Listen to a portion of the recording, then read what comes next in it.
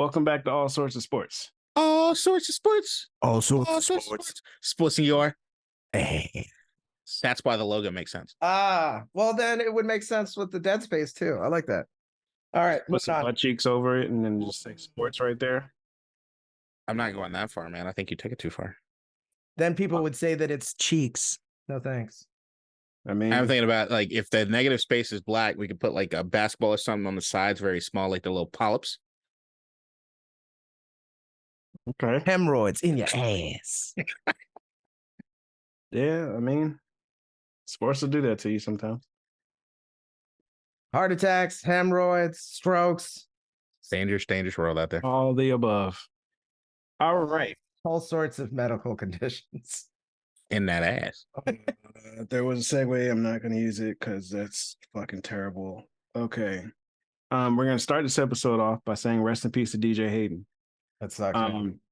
Yeah. He was in Houston and he was involved in a car accident. It took the lives of, I think, 6 people. Uh-huh. Yeah. Of course, DJ was with us. Drafted him. I think he came out of Houston. He had a heart condition, which is why he kind of slipped a little bit, but played well. He was in the league for a couple years. And yeah, I mean, it's fucking terrible. I think he was here in Washington for a drink of coffee. Cup of coffee. Oh, he was? Yeah, I think so. But yeah, man, like you never want to hear no shit like that. Like, Dude, that's the driving for me. I'm never worried when I'm on the road, and then I see something like that, and I'm like, oh, you could be doing everything right, sitting at a red light. So, yeah, There's a good chance that's how I go out, just because of the amount of miles. But yeah, that actually happened to me. I was coming back from DC, sitting at one of the red lights on South Capitol. It's like you're coming right off the highway. never a good road for anything. Yeah. Person slammed right into us. They were drunk as hell. The cops came. They ain't do nothing. It was weird. Ned got run over by a USPS van at a red light. Really? Yeah, just wasn't paying attention and made a right turn. They had a red light, just ran right over the top of Ned's car. Luckily, Ned has 0 brain cells, so there was no brain damage. Shout out, Ned. Sometimes it works out that way. All right. Yeah. And other bad news, Kelly Oubre got hit by a car. Dude, I am not surprised that somebody got hit by a car in Philadelphia. I am surprised with Kelly Oubre because he's big. Yeah, and I guess Getting hit by a car. Yeah, I mean, you can't drive in Philly, so bike seems like a good way to get around. not when you're an NBA player. I mean, do you think that your car moves faster when you're an NBA player sitting in traffic, or dude, Klay Thompson fucking took a canoe to game 1. Like, I feel like bike's more normal than the canoe. Cycling is the thing with cycling is American cities aren't properly built yet for the cycling stuff. They're trying to introduce it, and it just becomes a culture war between cyclists and drivers. Mm-hmm. I know I have hit 3 cyclists in my life. One actually dented the bike and hurt the cyclist. None were my fault, even though I've seen drivers do some really dumb shit when it comes to cyclists, but I've also seen cyclists do some really dumb shit when it comes to cars. It's just we're not Amsterdam yet. We're not built that way. I said Amsterdam, like we'll become that. We just not like as much as they do on like the bike lanes in certain places, they're just not. I mean, they're getting better, especially in DC in some areas, but like Philly doesn't give a fuck about your goddamn bike lane. And I would have to imagine that the reason Kelly just winded up at home is because he was in some pain, probably had a concussion, and just fight or flight. It's time to go home. I got to get there, which is crazy. But I'm glad. It seems like he's gonna be mostly okay. He's got a broken rib. Can't do shit for that except for wrap it up and pray. But I guess like the other issue was like they were trying to figure out where it happened, and of course, like he's fairly new to the city, so he probably has a concussion. He may have just wrecked his bike super bad and been like, it must have been a car. Like, don't remember, because once you hit your head, those previous couple minutes might be gone. So, nah, yeah, my minutes. concussion, I miss months. Yeah, no, I hear you. I'm saying, like, I truly, I mean, I've dealt with a bunch of people with traumatic brain injuries, and they honestly believe one thing happened, because that's what they remember, because they have a brain injury, even though that's not exactly. Yeah, I know. So, yeah, I know.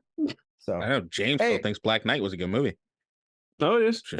Also, I told people for years, for decades, that, like, yeah, I was only out of school for like 3 weeks. They were like, no, you were gone for months. I was like, wait, what? Months. Yeah, months. Right. It was like when James came to, come to find out, he was married in Hawaii and also spent time in Epstein Island. Never went there. Don't put that on me. That's ridiculous. You did go to Hawaii, though. Yeah. You didn't get married. But where's the other one? I don't know where the other one is. Just saying you were a child. She clearly wasn't. Moving on. Yeah. Jesus. Fuck's sake. All right. I agree. I'm on your team. I'm Team James. Rudy Gobert James. and Draymond Green. I had a transition before, but you done fucked all that shit up, so they ain't happening. I'm just going, next topic. Was it the sportsy ass transition? I'm more curious what that one was. Draymond versus Gobert. When you guys saw this shit happen, what did you think? My first reaction was, Cat is soft as shit. He's tired of people choking out other people. I mean, are anybody shocked? No, you got choked out himself. There's no part that's shocking. Anybody shocked? And no, anybody shocked about anything that happened? None of it. Any of it? No. Hey, I will say I was surprised. I thought Draymond was going to take Rudy the fuck out, but he kind of stood his ground for a little bit. You know, he was getting choked out, but he was like, "Ain't me. It's this guy behind me." But like the angle wasn't good enough, right? So it wasn't like, yeah, because Rudy Gobert's like 8 inches taller than Draymond. Yeah, that don't matter when he's laying back like that. He's pulling back. Yeah, he's pulling him back. Right. But then if you pull back a dude that's that much taller, the center of gravity's down off, and now you're kind of holding them up. Like they want to go down. You're holding them up by the neck at that point. Here's what we didn't learn anything, but here's what is confirmed. No one likes Rudy Gobert. Yeah, facts. Draymond's a fucking psychopath. Yes. Cat is fucking cottonelle toilet tissue. Mm-hmm. Anthony Edwards don't give a fuck.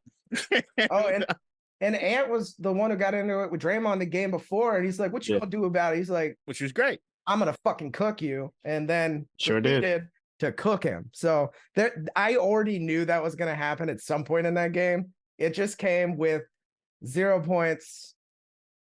I think with like 30 seconds off the clock. The only thing I'm trying to figure out for certain is there a history? To me, the only thing that screamed out was like, I know no one in general likes Rudy Gobert. I think he's overrated defensively. Everybody has their things on him. COVID boy. But the idea is, or my thought is, when I first saw it, what the fuck did Rudy do to Draymond before this? I get Rudy kind of puts his hands on Clay just a little bit, but Draymond didn't get. Draymond thought, fight, I'm gonna kill him. That's all. Like it just makes him. But does that surprise you at all? No. What did he do? I bet you that's Clay. Pre-game, he was trying to make him say the word crepes, and then they almost settled on very tiny, thin French pancakes, but they didn't even get there. And then Draymond was like, "We gotta throw hands." That's my guess. My guess. Not like good crepe, man. Dude. But I saw another interesting thing saying like the last few times that Steph was out, Draymond gets ejected. So he doesn't have to play without. He's like, how many games you out for? 6? Bet. Yep. I'm gonna play this one. He's going. I'm not even gonna play a minute, and then I'm gonna be out and come back when you come back. There were some dudes like that in school. Remember, like their friend gets suspended, so you know their ass is about to get suspended. Yeah. He probably went through the NBA book, like, what's 5 games? What do I get for 5? Choke somebody out? Let's go after. Yeah, but the podcast number's gonna make up those dollars, so we straight. Yeah, I mean, I'm sure his daily investment makes up those dollars. Like, he's fine. The only thing at this particular point that I'm getting to is that this is Draymond. Like, I know people have been putting it on Twitter. There's been highlight reels of stuff going all the way back to when he was a fucking kid, basically, and looking at just how he is. And look, I've always had a problem with it. I don't love people getting physical in that way, period. I always think that, like, I get that sports are a little different because of things, but even Jordan Poole, who I've growing to hate. Hey, that's a bad team, but he's funny to watch. Yeah. No, not anymore. Entertaining. Not anymore. Not when I look at the stat sheet. I'm like, oh, you're 1 for 9. Like, it's just. Hey, look, you know what? That's y'all fault. Put some fatties on the court side. No, we know what we're doing. We know what we're doing. We're just losing games a year late. Fucking idiot. Fucking so stupid. Can you imagine Wemby in DC? I've been nuts. I've been fucking nuts. Yeah, instead we're gonna get fucking Wish Kyle Lowry or some shit. Fucking next draft class gonna suck. But regardless, Draymond needs to work on something because that shit is not okay. And I think that there's an element of, oh, that's just Draymond being Draymond, and I'm not cool with it. I don't want to sound like some fucking white outkick fucking commentator. I'm not that. Like, I don't want to be some dude like naughty Draymond and try to talk. But just from a standpoint that I think Draymond's a cool motherfucker, and I love hearing him on a podcast. I love hearing him talk. I love him being a part of the league. He needs to figure his shit the fuck out before it ends up getting his ass in serious trouble. I mean, he's a football player playing basketball right now. And also, if he did what he's doing in football, he'd still be in fucking trouble. He wouldn't get suspended. Yeah, it'll be a flag. But would it be a leap to think that Draymond wouldn't do the Ndamukong shit and stomp on a motherfucker's head? Like, he stomped on somebody's chest already. That's what I'm saying. It's like it's not far removed, bro. Like, it's not. That's my thing. Is like, if he was a football player, he'd be bigger than he is right now, and he'd be wrecking. Like, he'd be a terror. But he's like, also you know what? When you think about it, like he's like a power forward in basketball, so he's obviously tall as shit. Mm-hmm. Like, the transition over to NFL would have been. I think he would probably, him in his attitude, he'd be a DN.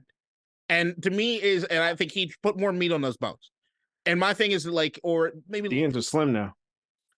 I think that just his frame, I'm not saying he'd be much bigger. I'm just saying that, like, if I'm looking at a position, it's usually, if you're looking at a basketball player, translate DN or tight end, right? One of those two positions are usually. I feel like he'll be a D tackle. No, I mean, maybe, but I mean, usually the most psychopaths are fucking D tackles. So just saying, kind of look at somebody and tell, like, if they would put on, like, if they could put on more weight or not really, and still have the same somewhat. Like, Draymond looks like he would be big, like a bigger, have more weight. You can kind of see it in the face. Yeah, chubbiness to him. Yeah, I get what you're saying. But he would definitely be bigger than he is right now. My entire thing is that regardless of where he's at, if this motherfucker worked in an office building, Johnny is getting choked out by the fucking water cooler. He needs to chill the fuck out. That's all I'm saying. He reminds me of I can't remember his name. Where it's like, either you made it to the league or there's a chance you would have assaulted somebody and ended up in jail. Like, that's just who he is. But the good thing is he's going to be retired in 2 years? Which is why I'm worried about him. No, he's just going to smoke weed and do his podcast. He'll be fine. That motherfucker's got pent up energy and aggression that he needs to let out. And maybe he should try sports. You know, he might. I can totally see Draymond doing some MMA shit. Yeah. MMA, like, afterwards. Mm-hmm. Like Greg Hardy? He's close to Vegas anyway. I was not trying to use that name as best as possible. He kept popping up in my head, but I'm not doing that comparison yet. What? Greg Hardy. Every time I thought about it too, I just didn't want to say his name. I was like, nah. We like Draymond. We don't like Greg Hardy. We like Draymond. You know somebody else who we don't like? I can tell you. Ryan, who? Did he play for Charlotte? Yep. Oh. This is LaMelo Ball. Oh, yeah. That's that guy. All right. LaMelo, like, I guess you're getting sued by somebody, but we ain't gonna talk dad. It is his dad. No, it's Nike. Yeah. Wait. I thought it was Puma. No, I think he signed with Puma. And now his dad. Oh, yeah, I thought. Yeah, no, the partner. Big Baller brand is supposed to be. Nah, but the business partner, not his dad. I think it's the business partner. His dad's not gonna sue his son. Anyway, moving on. Who do we hate? It's Miles Bridges. Yeah.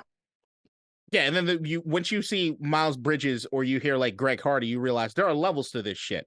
No one's saying Draymond is that, right? But Miles Bridges and those guys that show that it's not that they're not okay on a basketball court, it's that they need to be removed from society until they could show that they could be proper human beings. Right. And the stuff that Miles Bridges has been saying has been disturbing, to say the least. I have not been paying attention to his ass. So he had like a press conference, and the takeaway from it was him saying like, yeah, I understand that people are not it's gonna take time for me to gain everybody's trust back, but if I help this team start to win again, I feel like it'll smooth things over. It's like, no, the fuck it won't. Like, no, it will.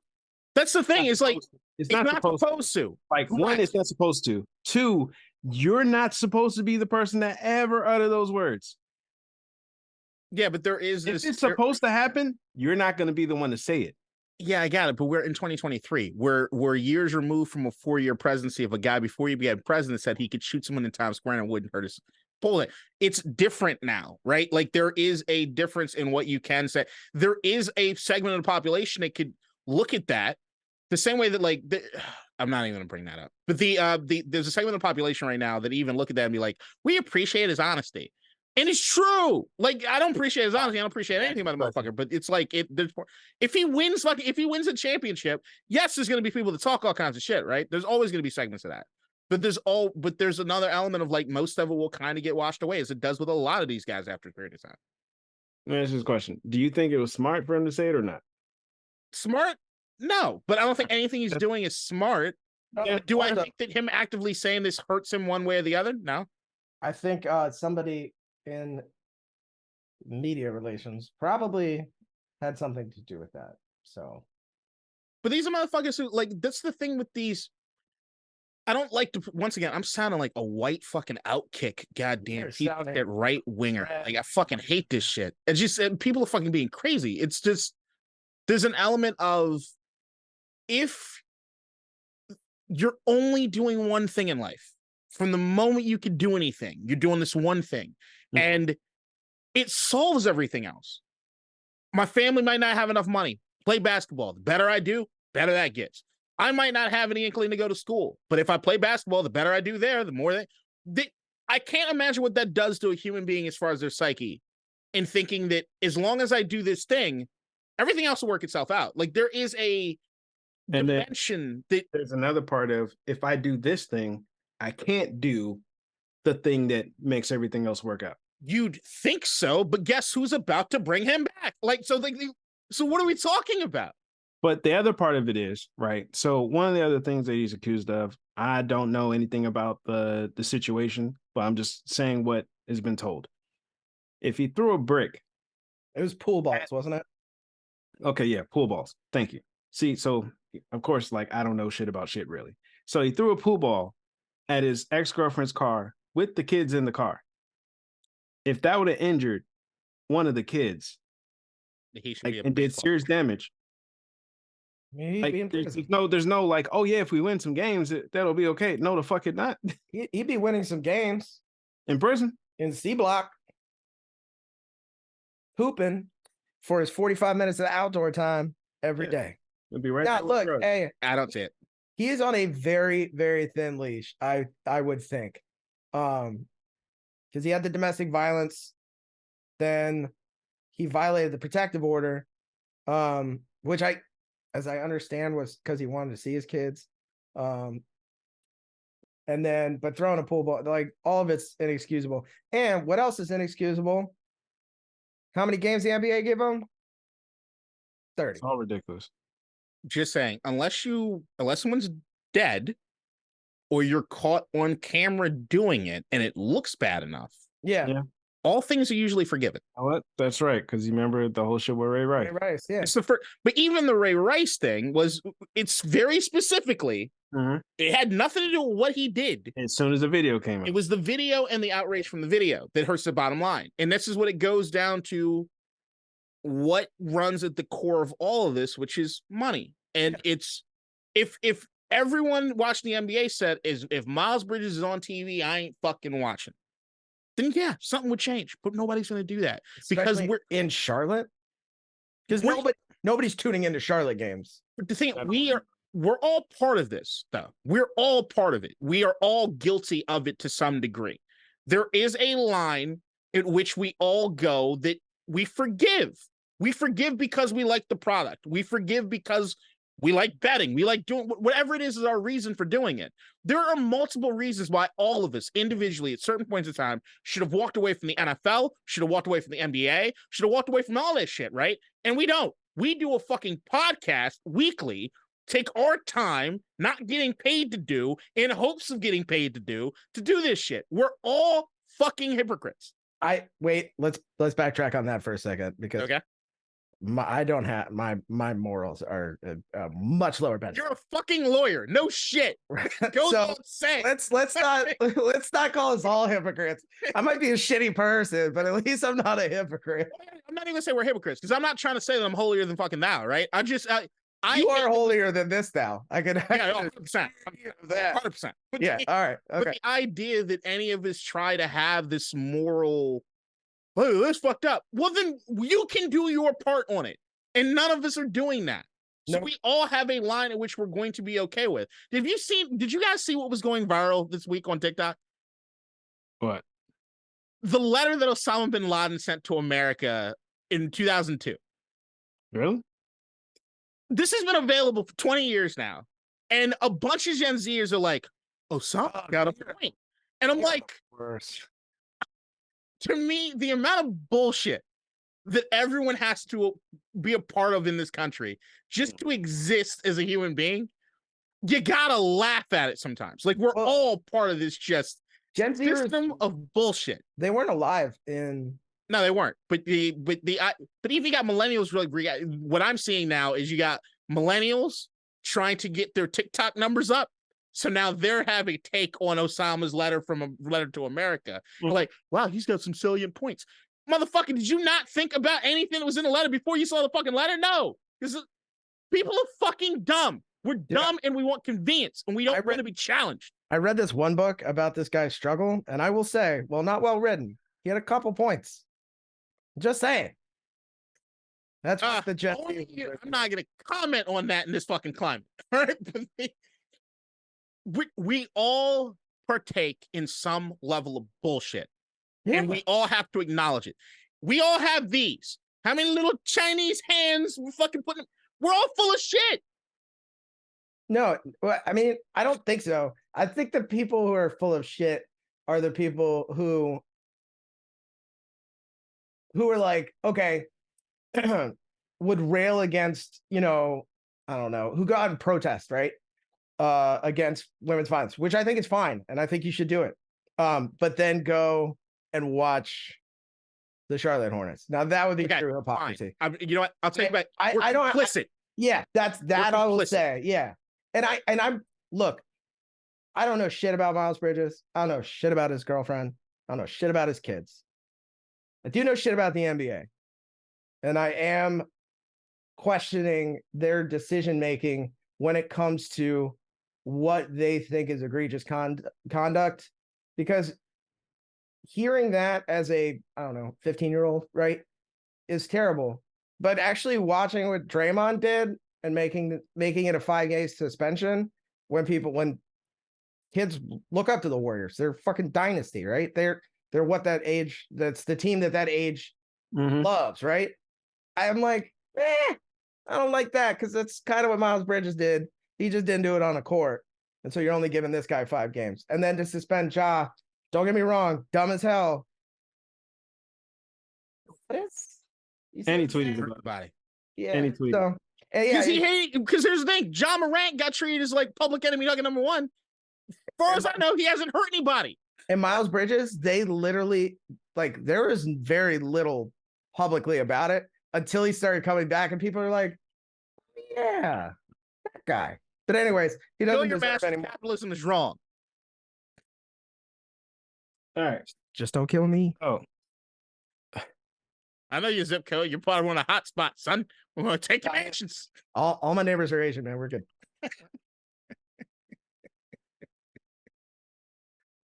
What do we do? I had like 5 different comments that I refrained from saying. I am very proud of myself. I'm proud of you too. I don't want to hear it. No. So man. Yeah, we're gonna move on to the A's. Ass cheeks with all the sports on. We're gonna move on to the A's leaving Oakland. Clap, clap, clap. It's a long clap. We've reported on this like 50 times, I guess. I can't say anything about the city of Oakland anymore, so I will refrain from commenting on this particular subject. I feel bad. I feel bad for Oakland, and I feel bad for their fan base, but I feel great for the sport of baseball and for the players of Oakland, because I'm a baseball absolute fanatic. I watch 162 games a year in the Mets, and I watched 14 days of 140 days of baseball in the last 3 years. Something outrageous, like time consumed. Oh, okay. If you ever say another fucking thing about me watching movies, you cocksuck. No, but I'm at work. I'm at work with it on in the background. For movies, I have to be like, but the A's, their pitching was atrocious, and they had the worst pitching staff in the history of baseball this year, which is hard to do. But they weren't getting the income they needed. And they had some pretty bright spots. The 2 of the guys on the Braves, their catcher and their first baseman, guess where they came from? Oakland. Like, it's not lack of talent. It's one, lack of awareness, because nobody tunes into an Oakland A's game because it's a tiny little shit market. And 2, because of that, their owners don't make any money, so their owners don't care, so they don't try and make it better. Vegas is just printing money right now. F1, insane. The Coliseum, or what do they call it?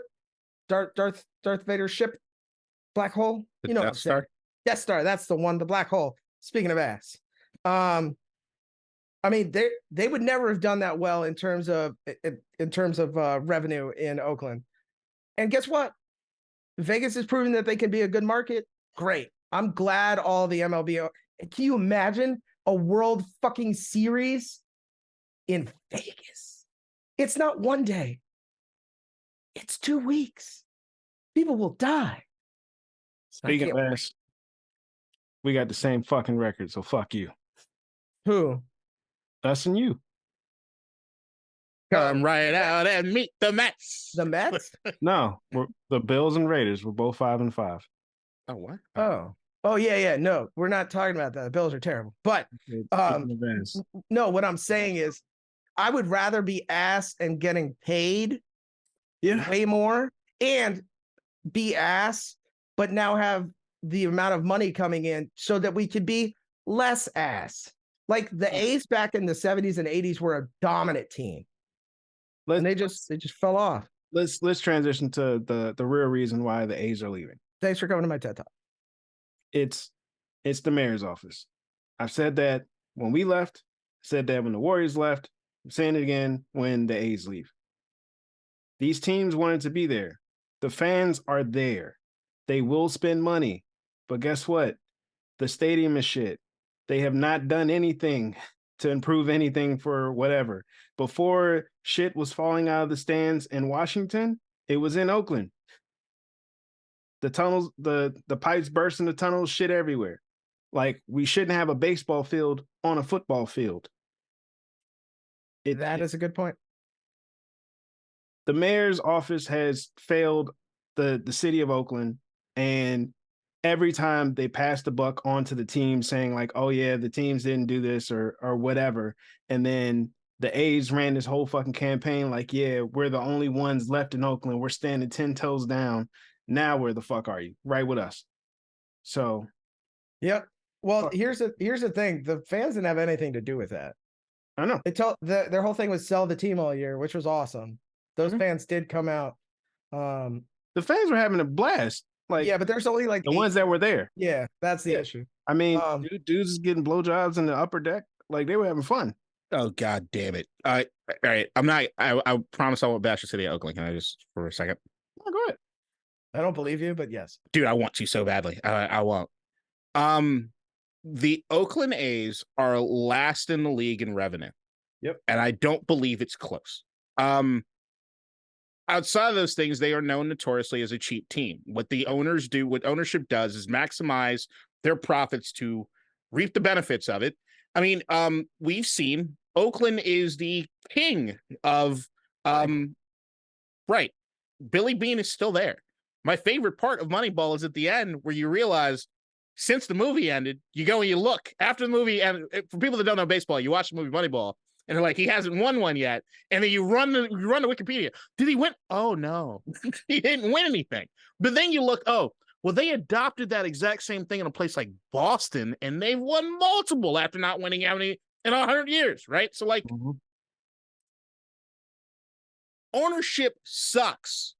And I'm sorry, regardless of where they go, unless the revenue gets to a point where it's pouring in and they don't have to try, they're always going to suck. And so ownership changes. I mean, Vegas is going to be a huge influx. That's the other part of it. It will. Yeah, they're going to be look at it this way. Their crimes. Look at it this way, KDot. Look at it this way. All right, so you're a fan of the Nationals, right? Yeah. The Nationals go play Oakland. Like they have a series in Oakland. I mean, in Vegas. Yeah.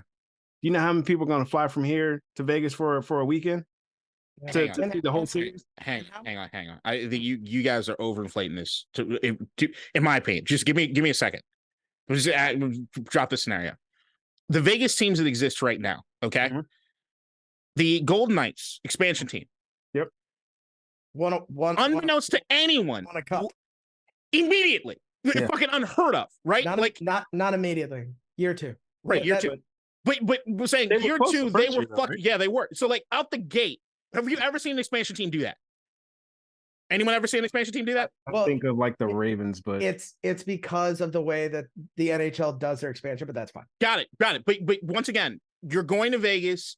There's a winning product. It's going to be a fun time. They got the fucking night and all kind of shit. It works, right? Translate, cool. You're going. The Raiders. Yep. The Raiders played in a shit, piss poor stadium, and yet was never at the bottom of the league when it came to revenue because the Raiders fandom is insane. Yeah. And they like, regardless of where they go, there are going to be people that show up that love wearing the silver and black because it's bigger than football there. So they moved to Vegas. Regardless if you're a big fan or not, the fan base is so much larger. Okay. It's just not comparable.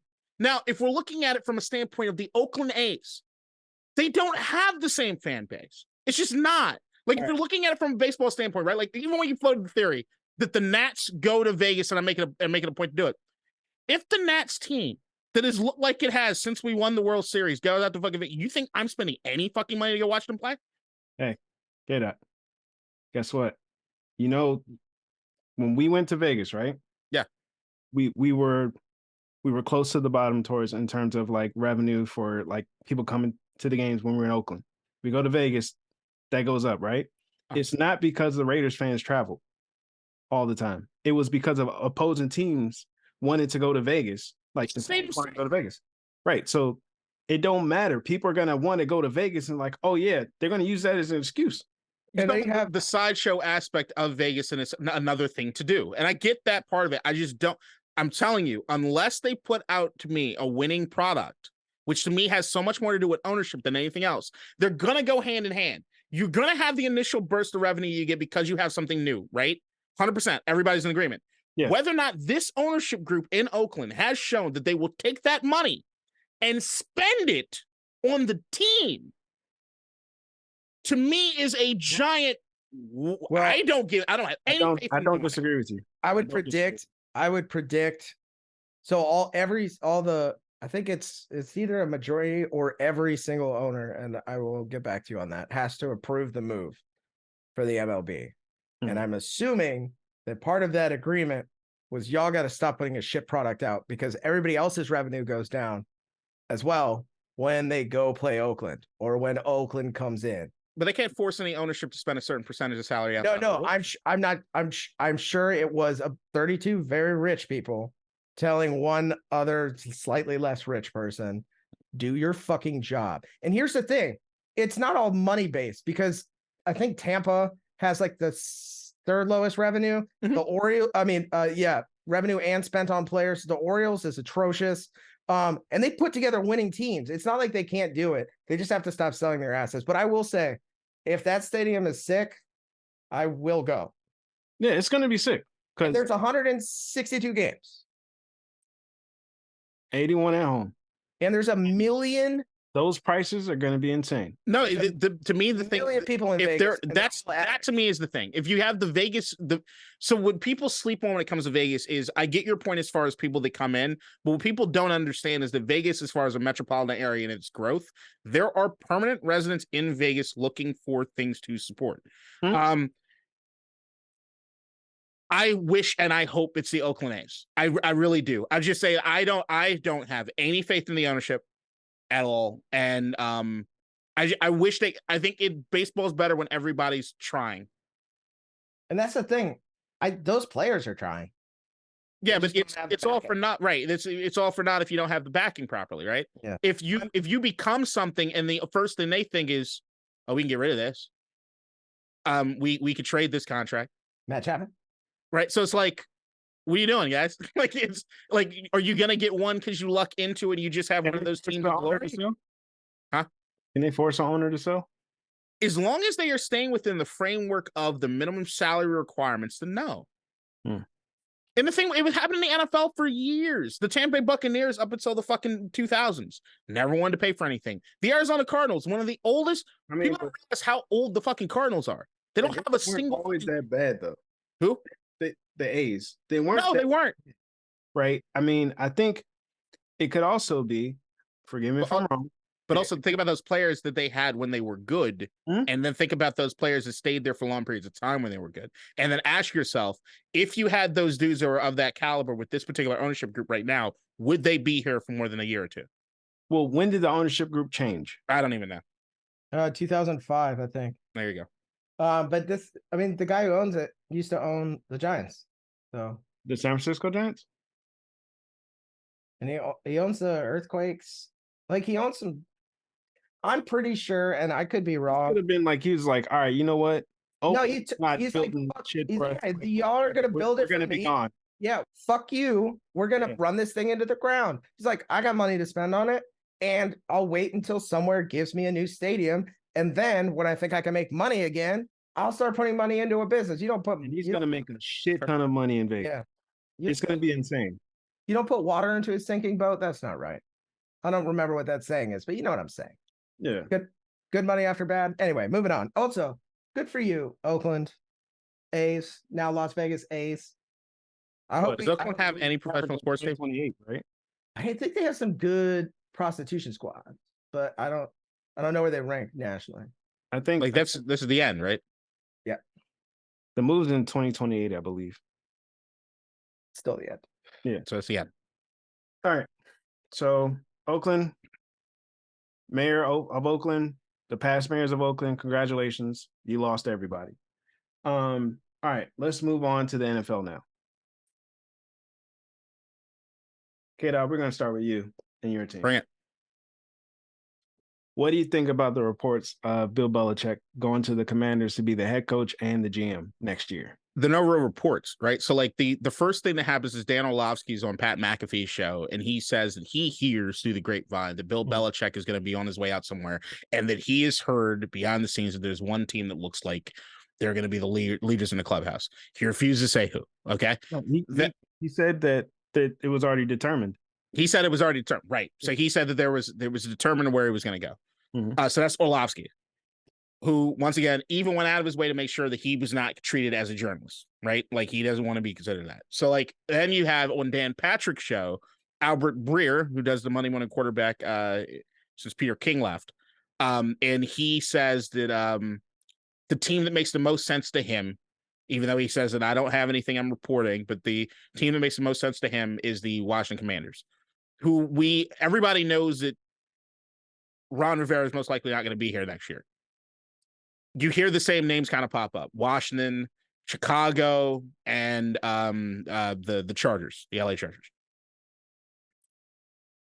I think majority of what you're hearing right now is Bill Belichick's agents trying to drive up the price, being completely honest. And one of the tried and true ways to do that historically has been say Washington's involved, right? You say Washington's involved, you do, and that's the thing with Dan Snyder, who's overpay for shit, right? But now there's a new reason to do it, which is you have new ownership. And there is a precedent for it, right? You have a new owner comes in and they usually try to hire a football guy to take the lead on something. Paul Allen and the Seattle Seahawks, what did they do? Hire Mike Holmgren. The Jacksonville Jaguars, what did they do? Tom Coughlin, come down and run the show, right? Stephen Ross in Miami, Bill Parcells, if I'm not mistaken, come here and run the show, right? So it's like, and Tom Brady. That was way before that. The idea is sound to a certain degree, right? But I don't buy it. I just don't, because if we're looking at this particular ownership group and Josh Harris and look at his track record, it's very GM centric. He hires the football guys in the front office to then make the decisions. We've already seen they hired an analytics guy. That analytics guy, or even before he was officially on the job, had some say in the Chase Young Montez Sweat trades. I don't think they're going to just hire anyone to just do that. Now, me personally, the idea of Bill Belichick coaching my team is not going to be something I'm ever completely poo-pooing. I don't think it makes a lot of sense. I especially don't love Bill Belichick, the GM. Don't love him. I love Bill Belichick, the coach. I would like to see Eric Bieniemy get a shot as being the interim head coach before they jettisoned him. I don't know if Eric Bieniemy will want to be under Bill Belichick, if he could be a head coach himself. You see what he's been able to do with Sam Howell. I still have a lot of criticism as far as Eric Bieniemy and what they're doing with the run game.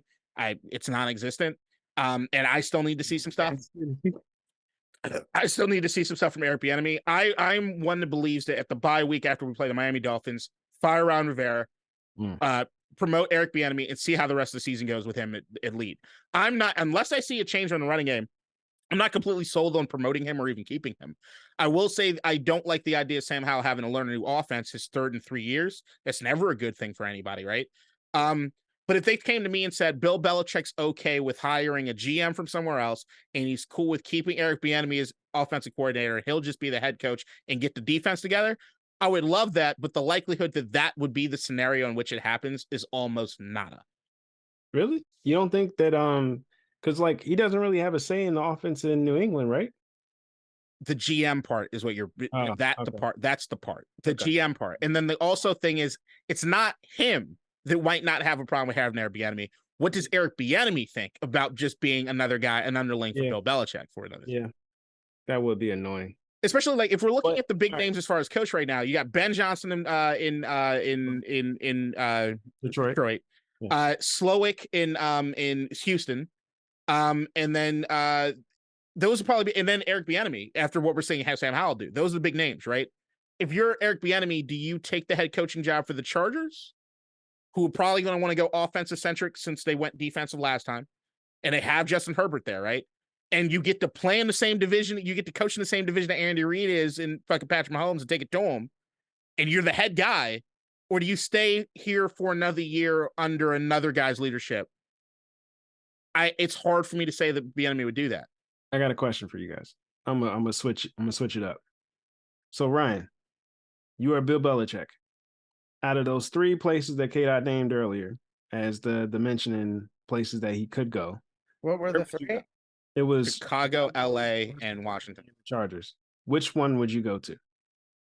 So I'm old ass Bill Belichick. Yep. Been living in cold ass New England. Mm-hmm. I'm for sure not going to Chicago. Okay. Draft picks, man.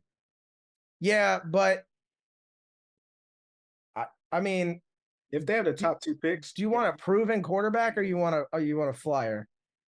Are you saying Justin Herbert or Sam Howell are proven? I feel like I'm good with it. I just want to know if you're on my page. Yeah, I think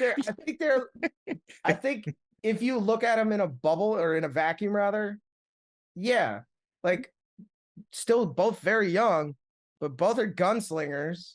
And if you put the right pieces around them and shape up on defense, yeah, I think those are both very coachable people. Sam Howell is like he is throwing the ball really well. What other pieces does Herbert need?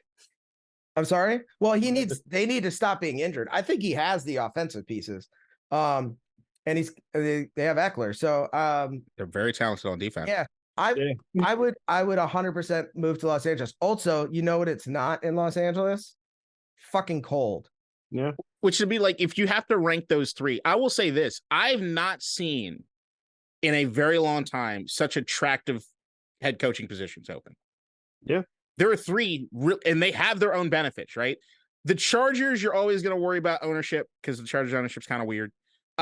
You're worried about you don't have a fan base, but then there's also an element of like you can just kind of get away with shit out there and nobody's really gonna pay attention to you because you're always gonna be second fiddle to the Rams. Whatever. If you're Bill Belichick, I think he broke up with his longtime girlfriend. If you like to chase the youngins, really good place to be out in Southern California. On his Urban Meyer. But then you also have Justin Herbert, who's the quarterback, and you have a defense, and Bill Belichick being a defensive-minded coach. Defense is like, I get to fucking coach Joey Bosa? Okay. And Derwin James, like, oh, I'll take that. Like they got guys there, right? Like clearly everybody looks at the Chargers and say the number one issue that they have is coaching. Bill Belichick could solve a lot of that. Chicago, you could have the top 2 fucking picks in the draft. You could mold it into whatever it is you wanted to mold it, right? You could build from scratch. Marvin Harrison Jr. That would be insane. Right? So like Chicago, and then you have history, you got an ownership group that really wants to win. You got a fan base that's passionate, whatever. Mm-hmm. Washington, you might have a quarterback. You still have him on a contract for 3 years. It's dirt cheap. You're going into this all season with $91 million of cap space. You already got pieces on defense. If you cut Logan Thomas and you cut Charles Leno, you're at over $110 million in salary cap. You don't cut Logan Thomas for any reason. I wouldn't resign him. So I love Logan Thomas. I love Logan Thomas. It just doesn't make sense to me financially for the team. There are each one of those jobs have their own real true attractiveness to them. But he's got, I think his main goal is to win another one. So I'm not in Tom Brady's shadow. And so if that is my opinion, which it is, I would go to Chicago. I am going to a team that is already mostly built and has not yet succeeded. And I'm going to step in there and I'm going to succeed. It's cold in Chicago. Fuck that. I think Washington is the best job. And I know that I might be biased about that. Why does he just go coach the Bills then? I think of all three, it's the best job. And the reason being is that if you believe that Sam Howell is the guy and you have new ownership behind you, you got a fan base is very hungry. They show up we're showing up to games. They're not empty anymore. You're going to have a new stadium shortly. The ownership group is really, really excited to get something fucking happening. And if you come here and you're Bill Belichick, once again, I don't know if the door is open for him here because of different things. But if you're here, you get to be God. All right, let me ask you this question in this scenario. Let's say Chicago has the first and second pick of this year. Caleb Williams is going out. He'll be in the draft this year, and he's not gonna let's say he's decided he's not returning to school. Mm-hmm. Marvin Harrison Jr. is healthy, ready to go. So you're Chicago, you have the first 2 picks. And then Washington is just Washington. Let's say Sam Howell is doing pretty good, but at the end of the day, if you go there, you might not have the enemy who kind of quote unquote unlocked him, I guess, right? You would say that for this year? With all that stuff last year? I mean, he's doing well with him. He didn't really play last year. So, all right. So if that is a scenario that you're living in, would you pick Washington or Chicago? I still pick Washington. And the reason I pick Washington, once again, I think it's the most attractive job. I'm not overlooking the ownership group, which I think you're overlooking. And the other part of that is Chicago sucks. And I'm of the belief that even if Caleb Williams and Marvin Harrison go there, Caleb Williams is still going to get his fucking brains bashed in behind that offensive line. And I don't know. I'm completely rebuilding. And I'm a guy that likes to have my quarterback sit for a year. And that's me. You don't have $110 million in cap space. Bingo, bango, bongo. How much does the Bears have? Not that much. Or not as much as Washington. I don't know. All right, hold on. Let me check. Y'all keep talking. 2024. Oh, we're ready for the next topic. Yep. So Washington's at cap space, you're at 87. But if you cut people, okay, got you. Oh, we're at 52. I do not. Oh, Chicago's at 63. Yeah, 30 million will get you a lot of stuff. Oh, they got Montez Sweat. All right. He has the biggest cap hit. Mm-hmm. Yeah, they just did that. They just paid him. Yeah. Tremaine Edmonds, Eddie Jackson. Yeah, going into next season, Washington has the most cap space of anyone. Yeah, you do. And you already have pieces. It's like, to me, Washington definitely needs stuff. We definitely need stuff. No getting around it. You need to retool the entire offensive line. You need to retool the linebackers. You need to go to secondary. But you've got two studs at defensive tackle. You got a hell of a safety in Cam Curl. You have offensive weapons galore already fucking there and under contract. And you got your quarterback. And what do we always talk about? You want the quarterback there at the cheapest fucking salary while you can get it? You got 3 more years with a dude that's already shown that he can do something. There's no question mark there. They're scrappy with a very depleted team. So right. Do I want Caleb Williams? Yes, I love Caleb Williams. But here's the thing. Is Caleb Williams a guarantee? No. He's not. Because no one is. This is the guy who was like, yeah, I want to be part owner of whatever team, and then he lost 5 straight. So whoops. Not his fault. Not his fault. But that being said, once again, nothing is a guarantee in an NFL draft. It's just not. Nothing's guaranteed in this life. All right. Moving on to an injury. Deshaun Watson. Hey, guess what? Okay. Fuck him. I know you started this whole fucking Twitter riot, so Karma tell us. God, isn't it? All right. So the news broke, and my tweet, of course, was this trade is looking worse by the week. And the Browns fans went crazy. It's like, how could you say that? He was 5-1. He was 5-1. He had 12 straight versus Lamar. He broke the law. Yeah. Look at all the shit they gave up to get him. Look how much money they're on the hook for. And now look at his fucking shoulder. Wait. Throwing shoulder. What was his last injury that kept him out? Ankle, I think. Oh. So he's a little bit made of glass a little bit. He needs his massages back. No, he can't. Oh, it's just gonna be like this all day. Look, Browns fans, I don't hate you. I actually appreciate Browns fans. I root for you guys mostly until you guys signed Deshaun Watson. And at the end of the day, I will 100% admit, we just talked about early in the podcast about how people are hypocrites and complicit and shit. I wanted them to. So at the end of the day, you guys did it. I'm glad it wasn't us. Same thing. I'm glad it wasn't us that did Russell Wilson.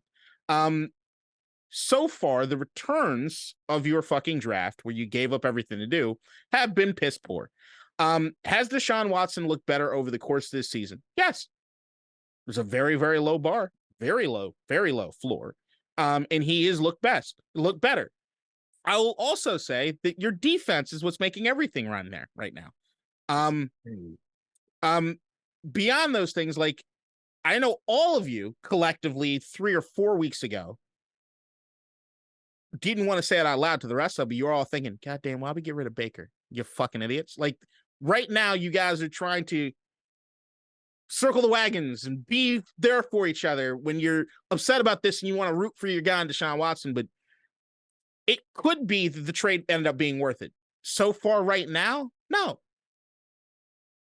And based on how they described his shoulder injury, like, how the fuck do you come back from that? And like, here's the thing: this entire debate is partially responsible for Deshaun Watson being hurt right now, because he rushed back trying to prove that he wasn't a bust and that the trade was a good thing. So, like, I get that, and I understand why you guys would defend that. I understand it. I'm just saying that they're going too far with it. It's okay to admit that the trade hasn't worked out just yet. Maybe it will. You don't have a choice, really. Like, it's a long-term. Right now, Right now, it looks bad. Here's the thing. Is Deshaun Watson enough with that defense to win some games and win a playoff berth? Yes. I wish you guys had Nick Chubb. I think that makes it a much easier thing. I think if Nick Chubb is there, absolutely. Deshaun Watson, especially over the way he's played the last few weeks, you guys are going to be in the playoffs, and I wouldn't want to play you. I'll admit that. But right now, if I had to pick a winner or loser in the fucking draft, you haven't won it yet. It's just not. It hasn't happened. Yep. A lot of people are big on what's his name? Dorian, yeah. Robinson? That motherfucker right there. I like him. I don't think he's starting this week, though. I think he is. I thought he was. I didn't think they had another choice. But who was the other guy that they were talking about? I don't know. PJ Walker? Oh, okay. I think it was PJ Walker that people were thinking was going to start, but then it was DTR. Okay, got you. Same page. All right. Speaking about being on the same page, let's go to some people who are not. Can they read? Don't seem like it. Good. Definitely can't read defenses. Love that. Yeah. Ken Dorsey got fired from Buffalo, and Trayvon Diggs has been saying, "Get my brother the fuck out of Buffalo." Well, we can stop there on the Stephon Trayvon thing, because Stephon was like, "Hey, he's just a fan." Yeah. So. And he's like, "I can't control what he says." Yeah. And I get it. It's really easy to be a armchair cornerback. Don't laugh at that. No, that was good. So Ken Dorsey. I think there was a really good thread by a Bills fan that kind of likened the way Josh Allen plays to the way Steph Curry plays.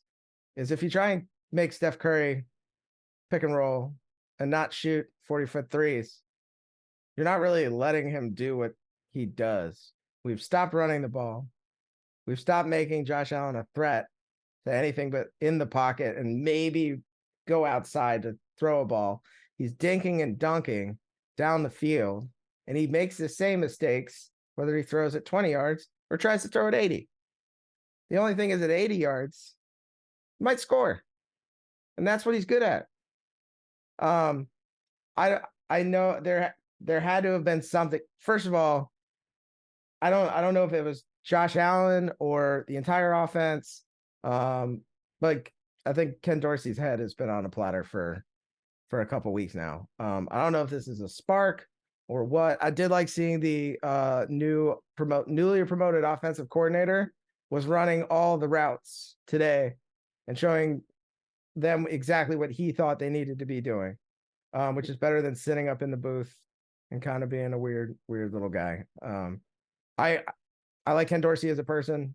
I know he's done a lot of good things for a lot of people outside of football. But this is obviously a business decision. You can't be a Super Bowl contender and have your offense be the thing that's really kind of holding you back. So our defense is playing pretty well. Can that happen? But I don't really give a shit. I don't think we're making the playoffs this year anyway. I mean, we might, but we're just not playing good football. Bills fans are like suicidal behind this shit. I mean, we were 5-2. You just lost 3 straight. It's okay. Jesus Christ. All right, look. Yeah. You're the 7th ranked offense in the fucking National Football League. Everybody needs to calm the fuck down, okay? In terms of yards, yeah, but we're not productive. You're 8th in points. Right. We should be 2nd. You're top in like any offensive efficiency standpoint. It's what ends up happening. What ends up happening is you guys turn the ball over 13 times in the last 6 games. Mm-hmm. That to me is the thing. So like the Josh Allen part of this is Josh Allen is as talented as all fucking get out, right? His toolbox is fucking large as far as what it is that he's capable of doing. I'd probably put him number 3 in the entire league as far as quarterbacks, as far as toolbox. Not better than Patrick Mahomes, not better than Lamar Jackson as far as what's in the toolbox. But Lamar Jackson has nowhere near the level of physicality that Josh Allen has, nor does Patrick fucking Mahomes. Neither of them can do what he can do in that way, right? Mm-hmm. There is an element of Josh Allen that is more along the lines of a Brett Favre, which is you took the good with the bad and you understood he's going to fuck it up for you at times. It's just going to happen. He's the reason you're in games and he's the reason you're going to fucking lose them, right?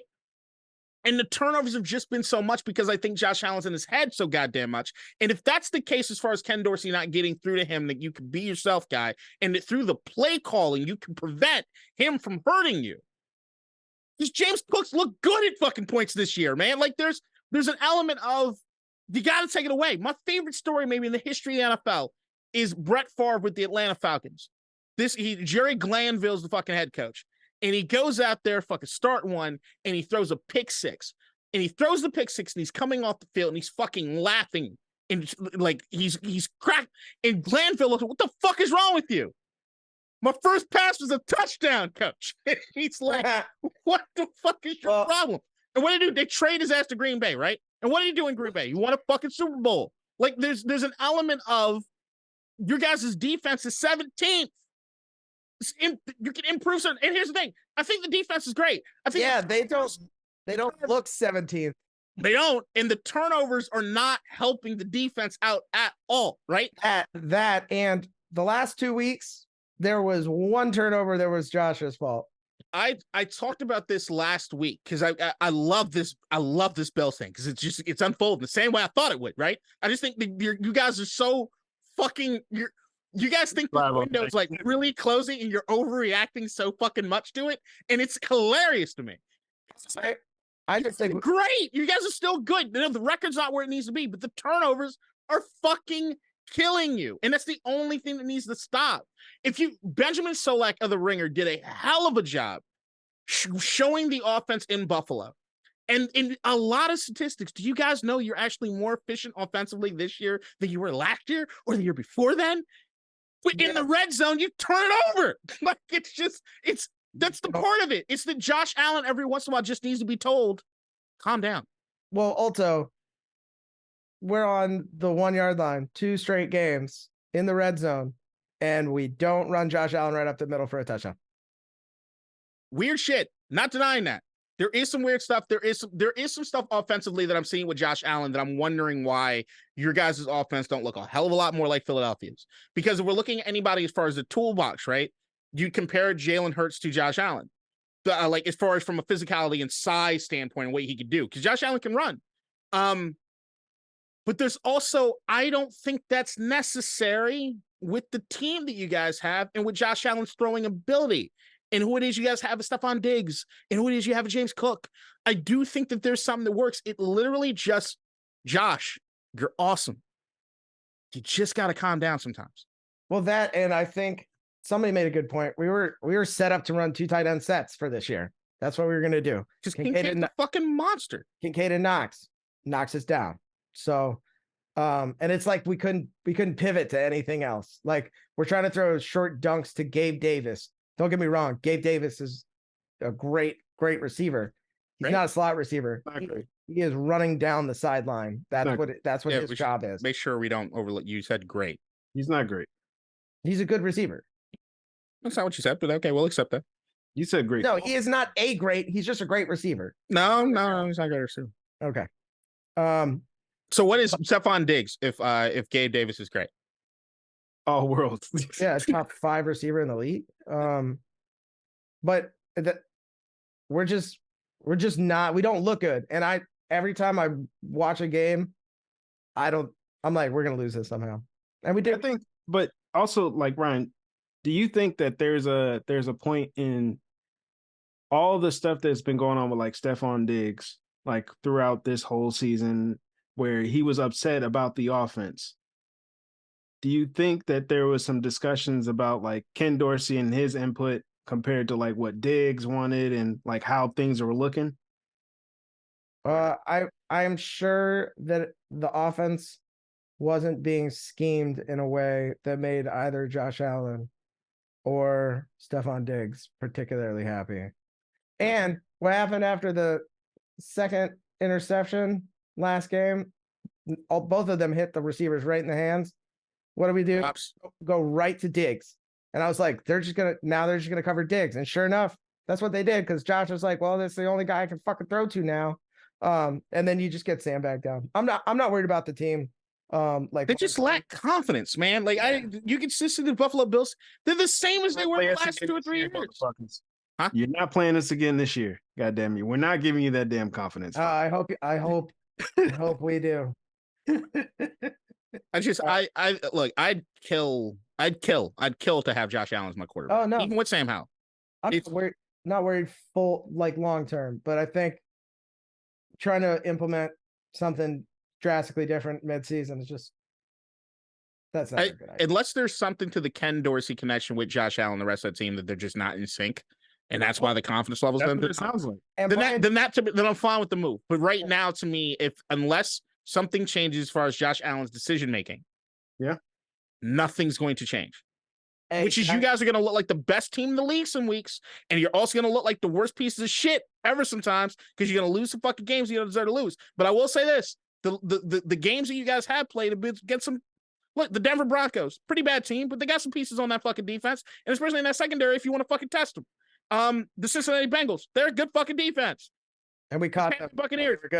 The Tampa Bay Buccaneers, you beat them. The New England Patriots, it's a division game against Bill Belichick. You didn't want to fucking get you guys fucking win. The New York Giants, you got the win. The Jacksonville Jaguars, they're not anything to fucking sneeze at. They're a good fucking team. And we played them at home in London. Those are your losses.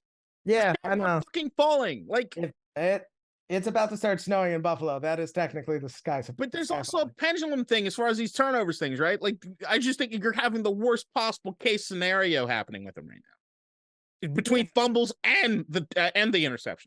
And now we got because you got 4, I think, fumbles now. Oh, we had three in one game. And I think Josh Allen for the season, I think, is at 4 fumbles and 11 interceptions. Yeah, we had 4 fumbles not last game, the game before. And then we have who do we have this week? I'm blanking. Oh, we'll get into it. No, I'm just saying we have a run of the Jets, Chiefs, and Eagles. Woo. I will be at that Eagles game. Josh Allen is just not like he's having any fucking fun, and it's like and he needs to be having fun. He'll throw a pick if he throws 4 fucking touchdowns. You take the good with the bad. He's one of those guys. All right, let's move on. Y'all been throwing dildos? Huh? Y'all stop throwing dildos? Oh, they're coming back. Don't worry. Once it gets cold, use them as a hand warmer. Woo! All right. Man, you ain't never been that cold then. If you're gonna do this though, lots of lube. Yeah, but it's like that fire when the heats up. Yeah. Yeah, but I mean, anybody does that motion, you're gonna get rug burn. You kind of got your own shit. You don't need a dildo to do that. Yeah. Take your negative 35-degree hands and shove them down your pants.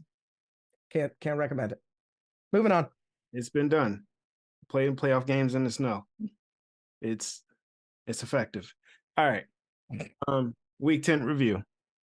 First game, Thursday night game last week was the Panthers and Bears. Man, that was a bad game. All right, let's get down to it because it was a bad week for all of us. KDot and Ryan, you won last week with 8 points. Mm-hmm. I had 7, and then Keem had 5. Feel like every time Keem has a bad week, he just doesn't show up. So we'll see. We'll see about next week. He's also nervous. We're recording this minutes before the Thursday night football game, which I know he's extremely nervous about because his whole city's on fucking shit. Yeah, they're fucking nervous. The whole city's nervous. Yeah. It's like Keem hadn't said shit. I'm like, okay. Yeah. Next week. Makes sense. All right. So the Panthers and Bears. You both don't care. Panthers. Bad mistake on my part. All right. Then we have New England and a bad mistake. Why is it a bad mistake? You can toss up either one of those places and they fucking suck. Bad mistake. Okay. I pick wrong. All right. New England and Indy. Again, terrible game. Terrible game. Toss up. The game I liked the most, well, one of the games I liked the most was Houston and Cincy. Yep. I said CJ Stroud was that dude. I've already done my apology tour. I'm over it. And that kind of is the reason. Well, I said that last week, but that's part of the reason why McDaniels got fired because he was supposed to go up to number 1 and he didn't want to do it. Damn, CJ would have been great. All right. Do you care about the Bengals? Like what this means for the Bengals, if anything? I don't think it means a goddamn thing. I guess the game tonight means a hell of a lot more. And absolutely they're still getting healthy. They still don't have T. Higgins. They're gonna run Taj Boyd and Jamar Chase. But it's not like they got blown out. They lost by a field goal. So. And Houston's scrappy as shit. Houston is way ahead of schedule with CJ Stroud, and they're one of those teams that's going to snatch up and win games. They're going to win. Look, Houston is much better than they have any business being. Yeah. And they're going to win some games against teams that are like, holy shit, I didn't think of that. I bet them to make the playoffs before the year started. Smart man. Yep. All right, Minnesota, New Orleans. Me and Keem were wrong. We picked New Orleans. Obviously, Minnesota won. Josh Dobbs. Josh is insane. I'm telling you, he is, to me, he's the new Ryan Fitzpatrick. He's smart as shit. Like hearing what it is they were doing, what they were doing as far as getting the plays into him is nuts. It's fucking crazy. I didn't know what the locker room was. Yeah, well, I guess now he knew the team members' names this week, but the week before, he's calling the plays, and in the headset, they're telling him, so these, like Madden, these are what your receivers are going to do. It's just, and then he would go out the sidelines like, all right, if we're in this, he's just trying to learn. He's like, all right, if we're in this set, what should I be looking out for? We'll look out for that, look out. And he's doing it. Will it come, I'm not going to say crashing back down, because I don't think but will he regress back to the mean at some point? Probably. Not this year, because guess who's coming back?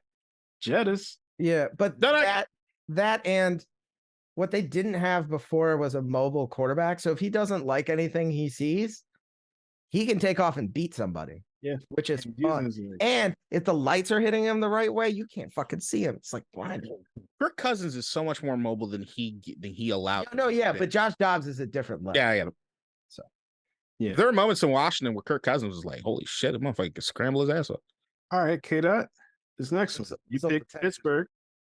Everybody wants to keep overlooking fucking Pittsburgh. Like, I don't trust the Green Bay Packers, not at fucking all. They are a mess, and they're just a mess. The Jordan Love thing, I don't blame him. I just don't think anything's working properly. They're not getting what it is they need out of the running backs. The defense is not playing up to snuff at all. They just don't look good. And the thing is that, like, Pittsburgh, everybody wants to keep not picking them, and they keep winning games. And this goes to, y'all can overlook fucking Mike Tomlin if you want to. I won't. Which is another thing when we were talking about the Bill Belichick thing. What a lot of people have not talked about. What a lot of people have not talked about is he's got 1 year left on that Pittsburgh deal. And if I'm Washington or Josh Harris, you know who I might be trading for? His ass. Yeah, I won't be mad at that. I think they're the first team ever to win as many games as they have while also being outgained in every game. They find a way to win. But that's the why do people don't talk about TJ Watt like he's not one of, if not arguably, the best defensive player in the league? Like, what the fuck are we doing? Not the best, but he is definitely arguably one of the best. Top 3, top 4. He's up there. Yeah. Like, you look at the numbers, he's fucking up there. Yeah. He's better than his brother. I'm putting that out there right now. Nah. I think he's better than JJ. Look at JJ's stats. His first. I understand JJ's stats. I also know that in JJ they allowed him to freelance a lot more than they let TJ. Well, which will always help your individual stats. But take a look at what I want you to do is think about those Houston teams. Yeah, they did have to rush them with Deshaun Watson. All right. Next game we have Tampa Bay and Tennessee. Don't care. You picked Tennessee for some fucking reason. Yeah, I don't know what that was. The same way you picked Jacksonville for fucking reason. Were you just pushing the wrong buttons? No, Will Levis had an extraordinary game the previous week. I thought they were going to continue the trend. Okay, Jacksonville, San Fran. All right. Don't say that shit, because they lost. I was back to back, just you by yourself. They lost 3 in a row. I was just asking. You were by yourself 3 weeks. Like, here's the thing. When I'm usually by myself, I win. All right, motherfucker, look at the next game. What's the next game? I wasn't by myself. I was. And what happened? Yeah, I'm saying typically. Motherfucker. Right now, we're literally seeing a 2-to-1 ratio. I know it evens it up after the Arizona thing. Like, what the fuck? Hey, you still weren't first, so fuck off. What were you? These 2 games. Yeah, I'm cherry picking like a motherfucker. Yeah, I know. All right. So you asking why I picked Cleveland? Because everybody else picked the Ravens? Yeah, No, that's what it feels like. That's what all these picks feel like. no. Like I was looking at some stuff before we did the pod, and they were discussing how Lamar plays poorly against the Browns. No matter we've heard Keem talk about that too. Yeah. right. So if the QB is going to play poorly, who the fuck else do they have really? So and then Cleveland has a great defense. So yeah, I'm picking Cleveland. But none of that came to fruition. Was the Arizona Kyler Murray? I knew Kyler was coming back. I didn't believe it. Huh? Is that why you picked him? Hmm? Okay. Yeah. Fair enough. And then I didn't believe in your boy from Washington. And then he got hurt. They got hurt halfway through. He got hurt or benched? He got hurt. Okay. Didn't continue the game. He got hurt. I didn't know. I just saw like Ritter was in and I was like, oh, it would have been different if my man Taylor was back there. Okay. He got hurt. When did he get hurt? Second quarter? Second quarter? Mm-hmm. Okay. I mean, it was a close game either way. All right. Hold on. Here's the thing. Taylor Heineke is never going to blow you out. It's not a thing. He wins in the clutch. No, I think the Cardinals were up big until Ritter came in, and then they Ritter starts scrambling a motherfucker. He has a hell of a rushing touchdown at one point in that game. Yeah. All right. Then Ritter need to know that he lost the job effectively, and he need to ball out. It kind of was effective. Yeah. We have Detroit and the Chargers. KDot, me and you picked Detroit. I knew it was going to be a high scoring game. Yeah, it's going to be a shootout. It's just whoever gets a ball last. I almost hit a plus 11,000. I just think Detroit's a better team. Missed by 5 yards. Oh, yeah, they're significantly better. But I mean, both offenses look really good. Both defenses look pretty bad. Dallas, yeah, they won. They were 17.5. So, KDot, you picked Seattle. Ryan, Washington. Ryan, if you would have like poked KDot a little bit, you might have gotten the switch. No, you wouldn't. Not that point. Really? What was the week? It was closer than I thought it was going to be too. What was the other week that me and Keem were like texting in? It was Philly. Oh, okay, yeah. That's a division opponent. I'm not taking Washington on the road going to Seattle with Sam Howell. Has one of the worst pass defenses in the league. So my thought process was just run and we'll just break or their pass defense will break down and Sam Howell will throw for 400 yards and a couple touchdowns, which is what happened. Yep. The only thing that you didn't mention is the fact that the worst pass defense in the league is Washington. Yeah. That's funny. All right. Then we had the why get the imitation when you get the real thing, baby? One of or just the. That's true. I also didn't know which receivers for the Hawks was going to be healthy this week, as we never know week to week. We had the Jets and the Raiders. Man, I don't care about that game. That game just wasn't. Antonio Pierce, keep going. I'm so excited for that guy. I'm rooting. Like I said, I'm rooting for him. I hope he keeps it.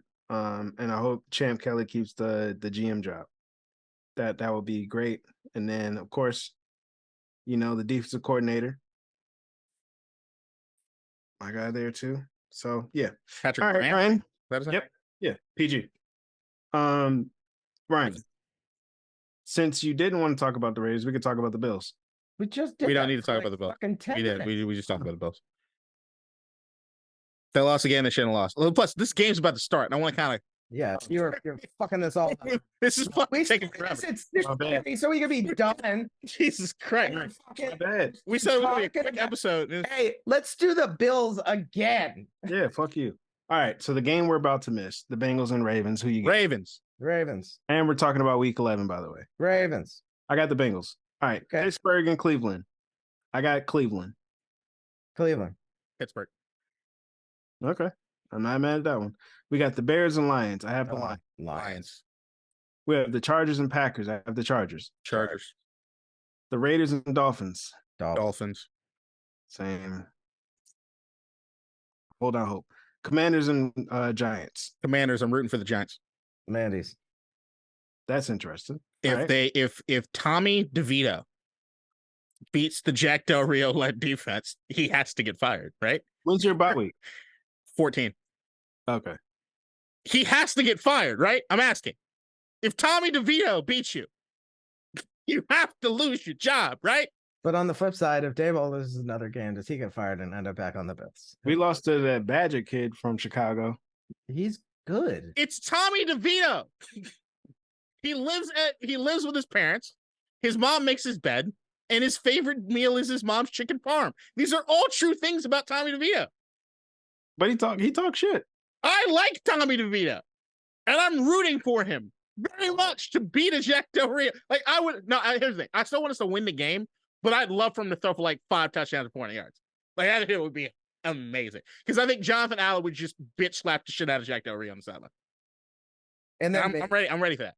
Maybe Daboll gets fired because and then maybe Deron Payne can stomp him out, and they can get suspended for the rest of the season just to save them. I got the whole scenario worked out. All right, the Cowboys and Panthers. Cowboys. As much as I want it and think it may be the Panthers, because after blowing somebody out, maybe you don't come back with your hottest game. Panthers are so bad. Give me the Cowboys. Titans and Jaguars. I have the Titans. Jags. I also have the Jags. The Cardinals and Texans. I have the Texans. Texans. The Bucks and 49ers. I have the 49ers. Niners. Same. I think it'll be a fun game, though. Jets and Bills. Bills. Same, but it's going to be close. The Bills could easily lose this game. 100%. Which Josh Allen shows up? Sorry, hold on. I'd take that back. We know what Josh Allen's going to show. Just how many picks does he throw? How many bad decisions does Josh Allen make? I think that's the question. How many times did the bad Josh Allen come out? Yeah. So my biggest advice for him is you don't need to be the hero every time, man. Yep. Seahawks and Rams. I have the Rams. Seahawks. Yeah, the Rams are bad. Geno Smith, baby. I'm not every time like they look bad, then they come back another week and then they look pretty good. And Stafford's coming back. I'm not emphatic about it at all. I'm just saying Seahawks. Yeah, Seahawks. The Vikings and Broncos. I have the Vikings. Yes. Vikings. Is Jettas back this week? I still think that's up in the air. We should know probably by tomorrow. Yeah. Okay. Oh man, seeing him versus PS2, that'll be. I'm gonna get my popcorn ready for that one. Eagles and Chiefs. Chiefs. The Eagles. Go Birds. They're already starting this whole shit where they're like, oh yeah, Taylor's parents. Taylor's coming. And, that's all I need to know. And Kelsey's parents are gonna be there. They're gonna meet for the first time. And it's like, oh, who gives a fuck? Okay. Chiefs fans and people that watch football to realize that Travis Kelce has better games than Taylor Swift is there. Also, I'm gonna say this to you guys because Tyreek Hill, he said it on like today. They asked him what he predicts his numbers to be this week versus us. He said 7 receptions, 137 yards, and 2 touchdowns. Yeah.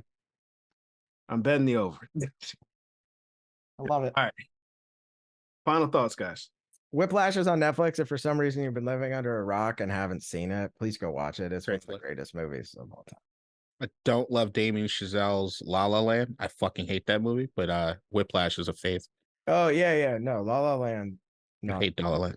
Not good. I will say the Killer. Michael Fassbender got released on Netflix. I was lucky enough to be one of the few that jumped in there that short window to be able to see it in the movie theater, which I think really helped the experience.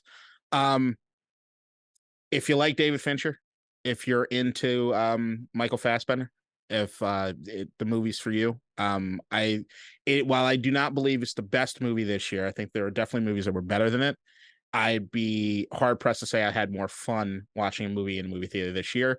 Also, The Marvels got a lot of flack as far as the amount of money that it was able to rake in. It is the second lowest ranked, I think, is second or third lowest rated MCU movie of all time. I don't think it deserves that at all. Yep. I actually think it was a lot of fun. While it was, can I say that it was a good movie?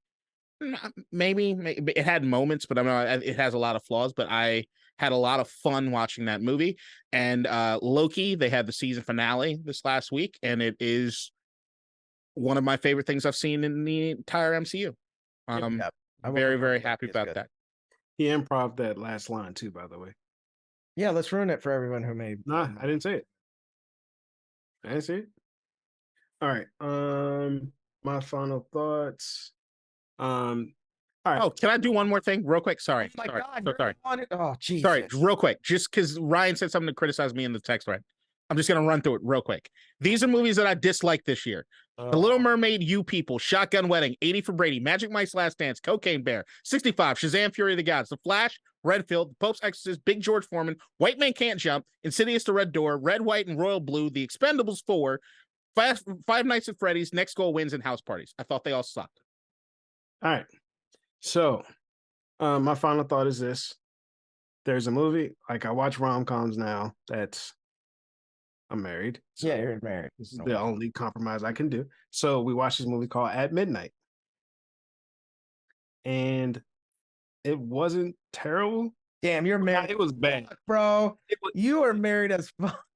Oh, yeah. I mean, it was, yeah, it's called At Midnight. And essentially what happened, well, actress shooting a movie, she fall in love with like the tour guide or the hotel manager. Shit goes from there. But it's a Mexican movie. It was good.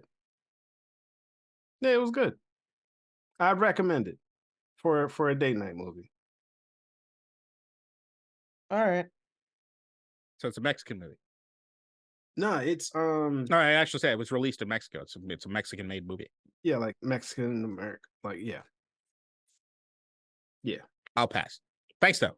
No, you should. No, you should not pass. I should. You had it right the first time. I know you. All right, guys. This has been episode 1 something. Love you guys. We'll see you next time. Maybe for Thanksgiving, maybe not. We're not sure yet. Yeah, we don't know. Try to figure it out. All right. Love you guys. Bye, everybody.